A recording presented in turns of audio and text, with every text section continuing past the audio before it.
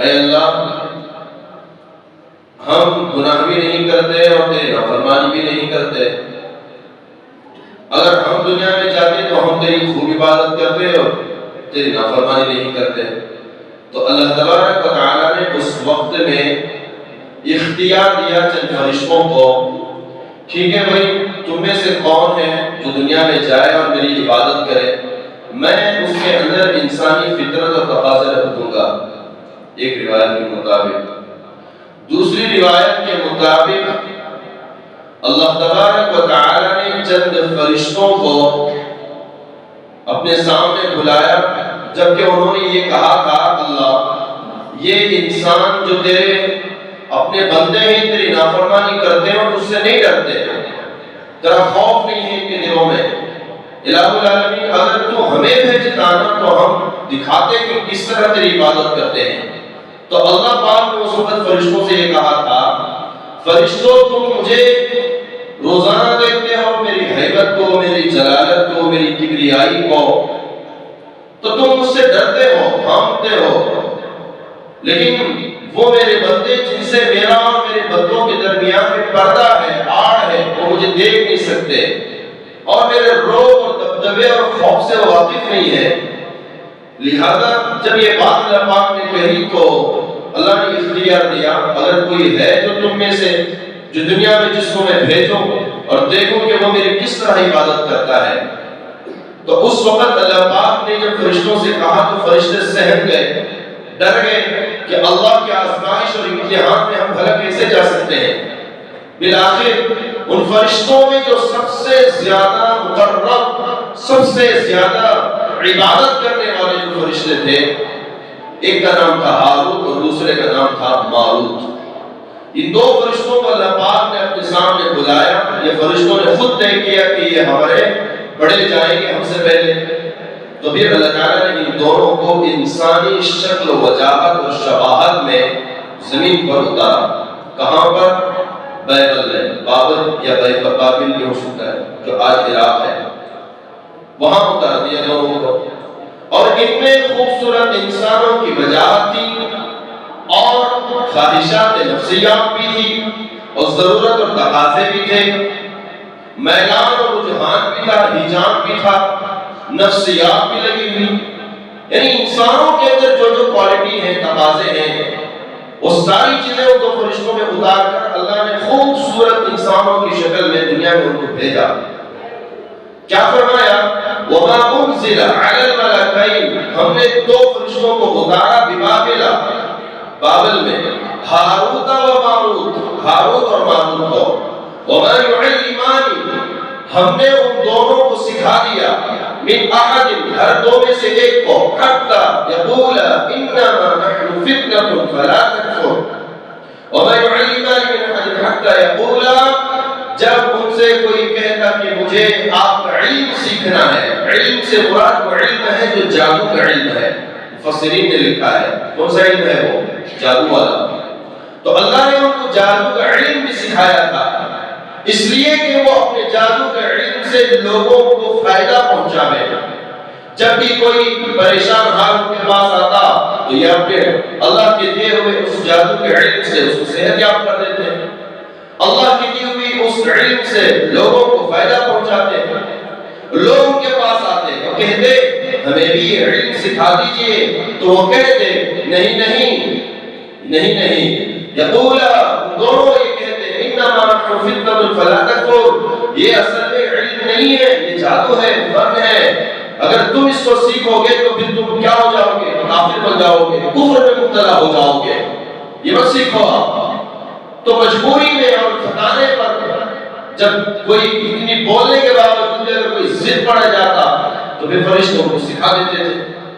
ایک عرصے دراز تک یہ سلسلہ چلا، اللہ کی آزمائش کا وقت آیا فرشتوں کے ساتھ میں، یہ ہوا کہ ایک خوبصورت عورت ان کے پاس علاج کے بہانے آتی ہے، اور جب آتی ہے تو یہ فرشتے اس کی خوبصورتی اور اس کی وجاہت و شباہت سے متاثر ہو جاتے ہیں، اور وہ اپنی خواہش کے لیے اس عورت سے کہتے ہیں، تو عورت کہتی ہے میں یہ نہیں کر سکتی، ہاں البتہ اگر تم میرا مذہب اختیار اختیار کر لو جس مذہب پر میں چل رہی ہوں، اگر تم اس مذہب کو، میرے اپنے دین کو، میرے اپنے کلچر کو اگر تم اختیار کر لو گے تو پھر میں کیا کروں گی؟ آپ کی خواہش پوری کروں گی۔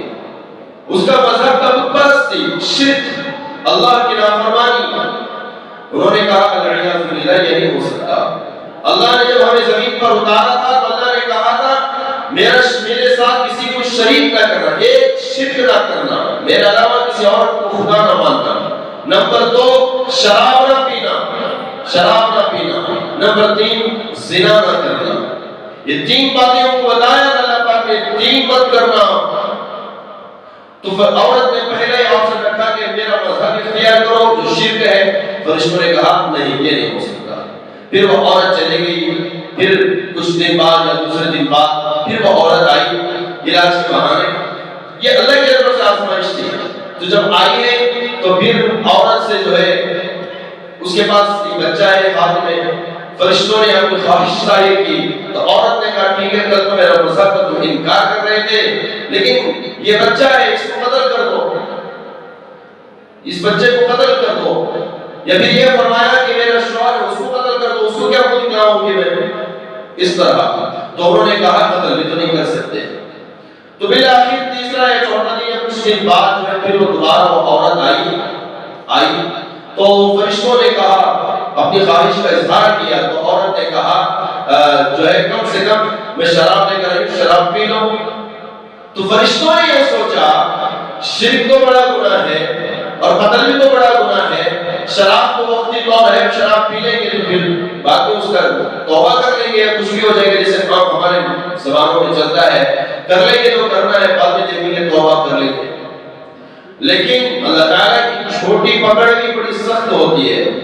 جب انہوں نے شراب پی اور شراب کے نشے میں خود کو سجدہ بھی کر لیا، شراب کے نشے میں انہوں نے بچے کو قتل کر دیا اور اس بدفعلی اور بدمزاج چیز میں مبتلا ہو گئے وہ لوگ، اور اس کے نتیجہ یہ ہوا کہ کوئی اس کو دیکھ لیا تو اس کو بھی مارے خوف اور عزت کے ان دونوں نے اس کو بھی قتل کر دیا جس نے دیکھا تھا۔ تو شراب اللہ کے نبی علیہ السلام نے فرمایا تمام برائیوں کی جڑ ہے، اور جادو کا سیکھنا یہ بھی ناجائز عمل میں سے ہے۔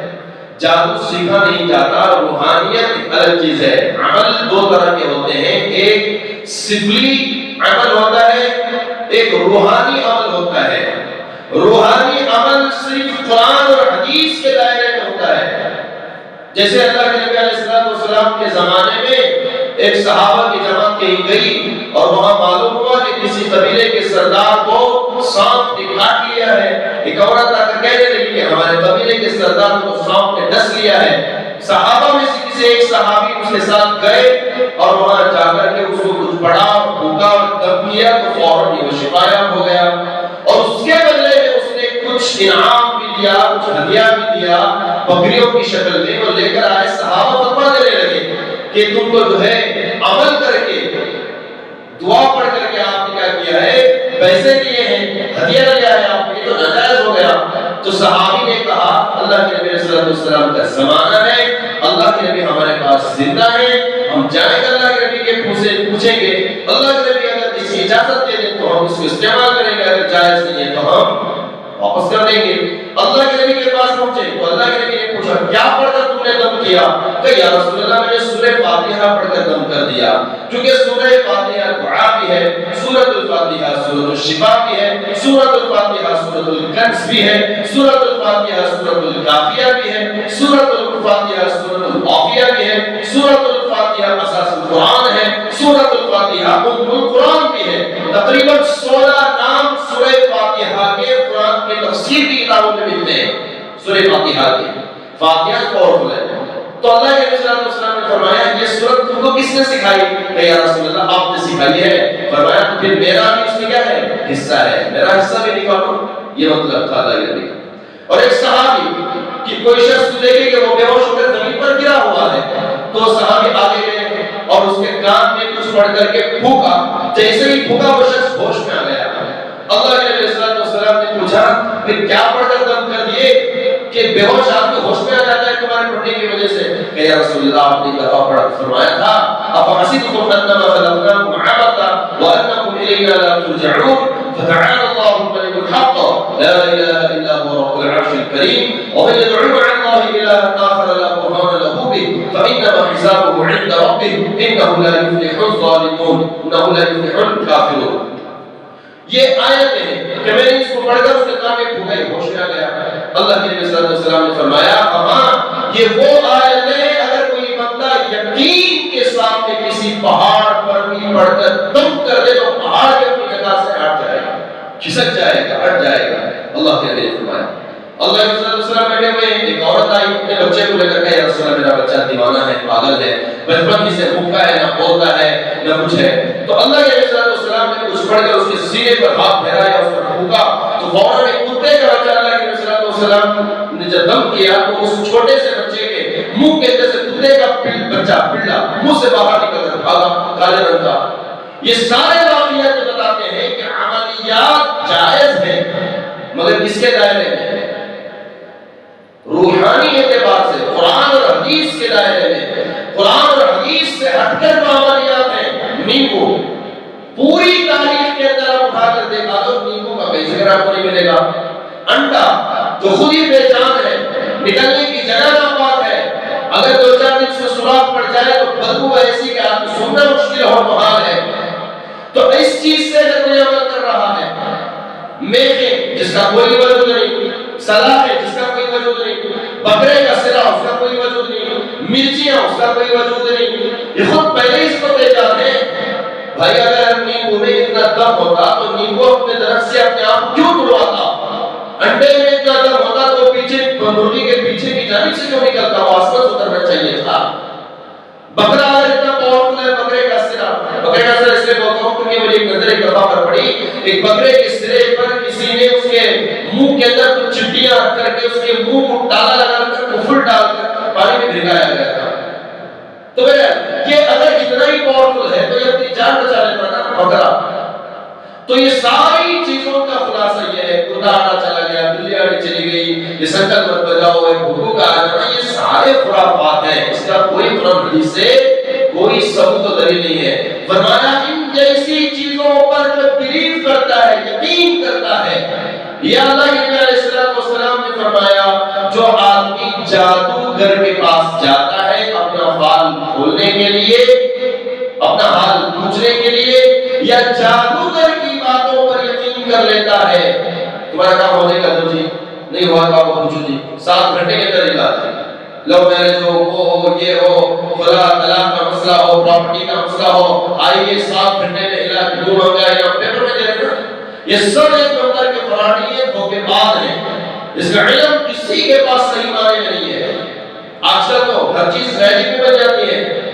وہ کچھ چیزیں پتھری شکل میں ہوتے ہیں, کیمیکل ہوتا ہے, ہاتھوں پر لگانے کے بعد سوکھ جاتا ہے, ٹھیک ہے, ہاتھ اس کیمیکل میں ڈبو کر نکالتے ہیں تو سوکھ جاتا ہے. پھر اگر اس میں کوئی پانی کی چیز ٹچ ہوتی ہے تو اس میں بھاپ نکلتی ہے. وہ ہاتھوں پیروں پر لگڑنے والی دوا آپ نے دیکھے ہوں گے کہ لگڑنے کے بعد میں وہاں سے دھواں نکلتا ہے, ٹھیک ہے. دھواں نکلنے کا مطلب کیا ہے کہ وہاں آگ لگی ہوئی ہے, آگ لگی ہوئی ہے. یہی تو کیمیکل کا کمال ہے. منہ کے اندر وہ کیمیکل سے کلی کر لیا جاتا ہے اور پانی پی کر جہاں تھوکا جاتا ہے وہاں سے بھی دھواں نکلتا ہے, منہ سے بھی دھواں نکل رہا ہے. اب اس کو یقین کرو گے آپ, او میرے بھائی, آسمان میں اگر کوئی شخص لا کر آپ کو سامنے رکھ دے, اگر وہ بے نمازی ہے تو اس کا عمل ناقابل قبول ہے, اس بات پہ یقین نہیں کیا جا سکتا. جو جس کی زندگی ناپاک گزر رہی ہو, نماز روزے تب پہ طہارت سے دور ہو, جس کو صحیح معنی میں قرآن کی تصور پہ تجوید کے ساتھ یاد نہ ہو, وہ بھلا کیا آپ کا صحیح اچھا اور برا کر سکتا ہے, جس کو قرآن حدیث کی تعلیم کا پتہ نہ ہو. لہذا یہ سب ایک قرآنی ہے, اس میں لگنے والوں کے لیے اللہ کے نبی صلی اللہ علیہ وسلم نے فرمایا جو شخص جادوگر کے پاس جاتا ہے اس کی باتوں پر یقین کرتا ہے, فرمایا وہ شخص فراری ہے. اور وہ شخص جو ہے اللہ کے نبی صلی اللہ علیہ وسلم نے فرمایا جو جادوگر کے پاس جاتا ہے اس کا یہ عمل اتنا برا اور سنگین ہے 40 دن تک اس کی کوئی نماز اللہ کے دربار میں قبول نہیں ہوتی. روایت ہے حدیث کی. اور ایک روایت میں ہے جو جادوگر کے پاس جائے اور جادو کی باتوں پر یقین کر لے, فرمایا اس نے اس چیز کا انکار کر دیا جو اللہ پاک نے میرے اوپر نازل کیا تھا، یعنی قرآن مجید۔ اس نے جو جادوگر کے پاس جاتا ہے وہ قرآن مجید کا انکار کرنے والا ہوتا ہے۔ فرمایا تقدیر پر ہمارا ایمان ہونا چاہیے کہ اچھا اور بری، وخیر و شر من اللہ تعالی والبعث بعد الموت، اچھا ہوا تو بھی اللہ کے لیے، برا ہوا تو بھی اللہ کے لیے۔ اس چیز کا یقین دل میں لانا ہی مسلمان ہے۔ جب یہ بات نکل جائے کہ جادوگر سے اچھا ہو سکتا ہے، عمل کرنے والے سے ٹھیک ہو سکتا ہے، عمل کر دینے سے میرا فلاں کام بن سکتا ہے، تو پھر یہ وہ عمل ہے جس کو اس نے اس عمل سے قرآن کا انکار کیا، اور اس کے یہ عمل اس کی 40 دن کی نمازوں کو اللہ کے دربار میں جانے سے روک دیتا ہے۔ بہرحال آج معاشرے میں عام ہے، کہتے ہیں کیا دکان کھولا تو سامنے لیمو، انڈے، چھلکے۔ میرے بھائی آپ ان چیزوں پر بلیو نہ کرو نا، وہ خود بے جان ہے، کوئی بات نہیں۔ بسم اللہ الذی لا یضر مع اسمہ شیء فی الارض ولا فی السماء وهو السمیع العلیم پڑھ لیجئے، انشاءاللہ کوئی مصیبت، کوئی جادو کا اثر، کوئی زہر اور کوئی دنیا کی مصیبت آپ کے قریب نہیں آ سکتی شام تک۔ اگر کوئی بندہ شام میں پڑھ لیا صبح تک آپ کو کوئی مصیبت، کوئی جادو کا اثر آپ پر نہیں ہو سکتا۔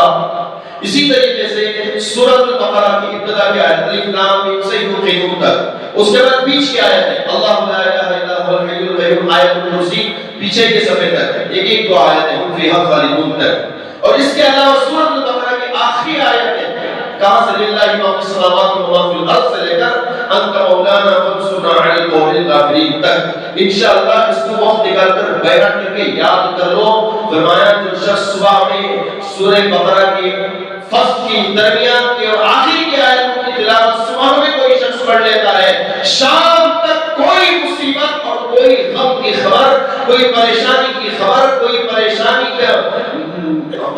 کا سبب اس کے کانوں تک نہیں آ سکتا، یہاں تک کہ کوئی موت اور غم کی خبر بھی کان میں نہیں آ سکتی۔ اور اگر کوئی شام میں پڑھ لے تو انشاءاللہ صبح تک کوئی مصیبت کی خبر، کوئی تکلیف کی خبر جو آپ کے نامناسب ہو وہ آپ کے کانوں تک نہیں آئے گی۔ اب اس کو اختیار کر لیں، انشاءاللہ کامیابی ملے گی، اللہ تعالیٰ جو اس برکت عطا فرمائیں گے۔ جادو بہرحال ایک افسانہ ہے، اسلام کے اندر اس کی کوئی حقیقت نہیں ہے، عمل یہ قرآن و حدیث کے درست ہے، اور یہ عمل جو اللہ کو سکھا کو فرشتوں کو اتارا اس لیے کہ اللہ تعالیٰ ان کی آزمائش کرنا چاہتا تھا، ٹھیک ہے، آزمائش کرنا چاہتا تھا، اس لیے اس سبب ہے۔ بلکہ اس میں بہت سارے روایتیں ہیں جو ہے قرآن و حدیث میں مفصل ہیں، اس میں کچھ منگھڑت بھی ہیں، موضوعات بھی ہیں، کچھ باتیں جو زیادہ ایکسٹرا فٹنگ ایڈ بھی ہو گئی ہیں وہ پرانی اسرائیلی کتابوں میں، ان سب چیزوں کو چھوڑ کر میں نے کچھ باتیں آپ کے سامنے بتا دی۔ ضمناً اللہ تعالیٰ مجھے اور آپ کو، ہم تمام کو جادو جیسے فتنے سے ہماری حفاظت فرمائے، اور خاص طور پر ماحول اور معاشرے کے اندر جو ہو رہا ہے، یعنی کہ کوئی کسی پر گیا اس کے اوپر جادو کر دیا کہ کاروبار پہاڑ ہو رہا ہے، ساس بہو کو بہو ساس کو، اور پراپرٹی کا مسئلہ لے کر دوست کو، رشتہ داروں کو، خاندان کو، تعلقات، یہ جو ہو رہا ہے ان چیزوں پر یقین مت کرو۔ اللہ فرماتے ہیں اِنَّا ظَنِّ عَبْدِي بِي، میرا بندہ میرے ساتھ کیسا گمان کرتا ہے میں اس کے ساتھ ویسا فیصلہ کرتا ہوں۔ میرا بندہ یہ سوچتا ہے انڈا نیمبو مرچی تعویذ سے کچھ نہیں ہوتا، سب کچھ کرنے والی ذات اللہ کی ہے، تو میرے بندے کے یقین کے مطابق میں ان چیزوں کا توڑ دیتا ہوں، اس کے بدن پر اثر نہیں ہونے دیتا۔ اگر میرا بندہ یہ سمجھتا ہے کہ انڈا پڑا ہوا ہے اس سے مجھے کچھ ہوگا، میرے بندے تیرا گمان ہے خالی کیوں جانے دوں گا، اس کو میں ویسے ہی کروں گا جیسا تیرا گمان ہے۔ اس لیے گمان، وہم، توہمات، خیالات سے اب دور رہیں، انشاءاللہ زندگی بھی بہتر رہے گی۔ اللہ تعالیٰ ہم تمام کو کہیں بھی سنی ہوئی ہر بات پر عمل کی توفیق عطا فرمائے، آمین۔